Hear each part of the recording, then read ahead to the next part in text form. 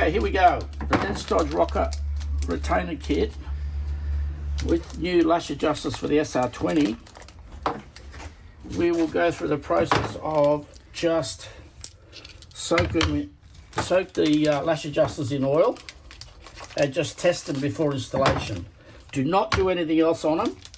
Just throw them in oil, little container like this. Give them half an hour to an hour. As you can see, they are self-bleeding. They're filling up with oil internally. See the air bubbles coming out? Right. Once you've sat them in there for this period of time, my suggestion is that you pull them out of the oil and just check them.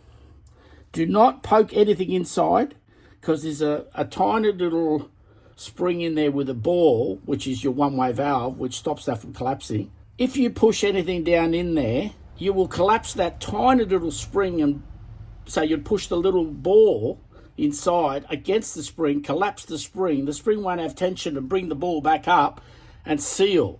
So then you will not have that. It'll just be really soft. So if it's soft and it won't actually self-bleed after soaking it in oil, if it's soft, do not install it. Pump it up a few times. It should go hard like this, so you can't push that in.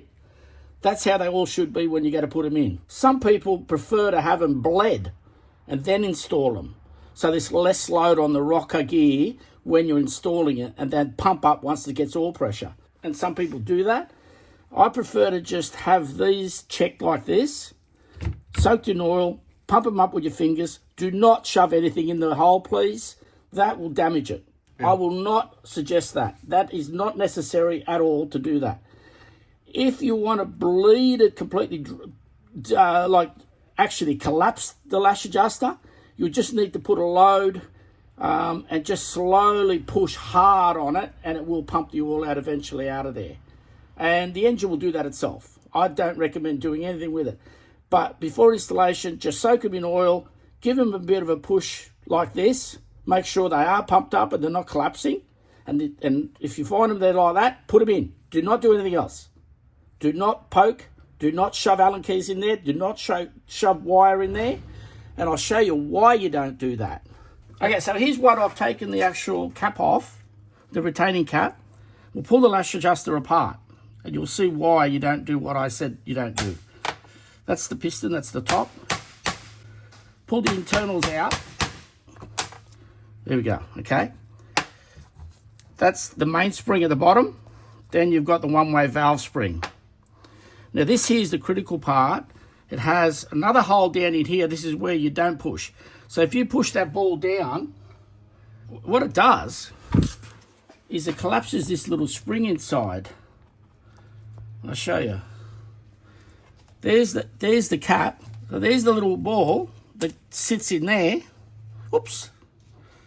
This is your one-way valve. So that sits in there, seals against that. See that? There's the hole. You're poking an Allen key down in there, through that, pushing that ball down against this tiny little spring, and you're collapsing it. And once that happens, there it is there. Once that spring collapses, just there, you have no resistance against that ball. So you've got nothing pushing that ball against its seat. So you've stuffed this little spring up, okay? So don't push Allen keys inside. As a matter of fact, don't push anything in that hole. Once that spring collapses too much by pushing an Allen key in there, that ball floats in there and it can't seal. We do understand there may be some confusion out there, as the OEM manual does say to lightly push on the check wall using a thin rod. However, we've seen people use excessive force, and it's actually riskier to be inserting anything inside the lash adjuster. Instead, complete the procedure as shown in this video. It's what we recommend.